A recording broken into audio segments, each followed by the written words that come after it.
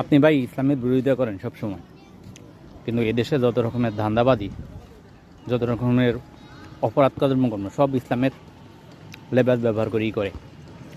মনে করেন একজন ফকির মানুষ, সে ভিক্ষা খুঁজবে, কী করবে?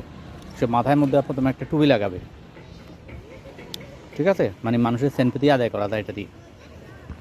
আমারা দেখেন আমি করছি, কিন্তু আমি তো আপনার কাছে কিছু চাইতে আসি নাই। কে চাইতে যাই? রাজনীতিবিদ। এখন সিজনাল রাজনীতিবিদ নির্বাচন আসলেই মাথার মধ্যে একটা টুপি পরবে, একটা পাঞ্জাবি গায়ে দিবে। যেসব মহিলারা চুল টুল খোলা নিয়ে চলাফেরা করতো, এরা কী করবে? এখন তো ঘুমটা দিবে, তারপর স্টেজে দাঁড়ায় ইসলাম বিরোধী কথাবার্তা বলবে।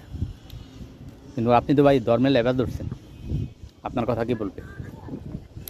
তো ইসলামটাকে আমরা ব্যবহার করি হচ্ছে আমাদের নিজেদের স্বার্থসিদ্ধির জন্য। যারা এই কাজগুলো করে যাচ্ছে, তারা এই টুপিটা যখন ছাড়বে, হয় জিতবে নয় হারবে। হারার পরে টুপি ছাড়বে, জিতার পরে আবার টুপি ছাড়বে। টুপি ছাড়িয়ে দুনিয়ার আকাম যত আছে সব করবে। কিন্তু যারা সত্যিকার অর্থে মাথায় টুপি দেয়, যারা সত্যিকার অর্থে ভালো মানুষ, তারা কিন্তু বছরে প্রত্যেকটা দিনে কিন্তু মাথায় টুপি থাকে। 5 ওয়াক্ত মসজিদে মাথায় টুপি থাকে। ওই প্রার্থী কিন্তু আপনার এলাকায় ইলেকশন করছে। খেয়াল রাখেন, কে টুপি সবসময় রাখে তাকে অবশ্যই ভোট দেবেন।